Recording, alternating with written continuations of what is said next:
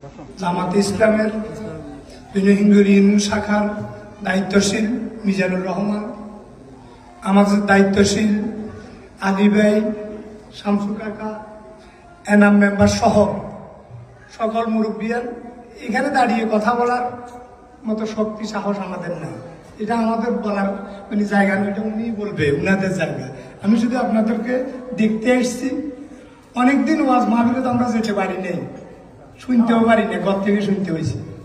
আজকে আসছি, আপনাদেরকেও দেখলাম, আমি আপনাদের সাথে একটু কথা বললাম, এটুকুই। আপনারা সকলে ভালো থাকবেন। ওয়াজ মাহফিলটা শেষ হওয়া পর্যন্ত সকলে সার্বিক সহযোগিতা করবেন।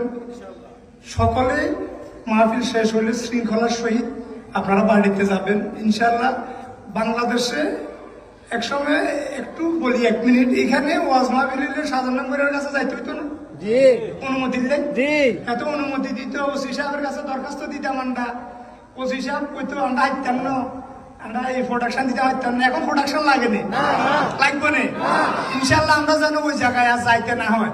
ওয়াজ মাহফিলে যেন অনুমতির জন্য এই যে সাধারণ মেম্বারের মতো মানুষ আর এই যে পুলিশের মতো মানুষের কাছে আমাদেরকে যেন আল্লাহ না নিয়ে যায়, আমরা ওই জাহিলিয়াতে যুগে যেতে চাই না। সকলকে ধন্যবাদ। আসসালামু আলাইকুম।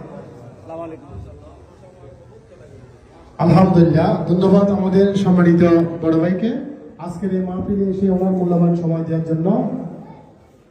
সম্মানিত উপস্থিতি, আমাদের প্রধান মেহমান আলোচনা শুরু করবে। আমরা আন্তরিকভাবে দলিত মেহমানের কাছে। صلى الله على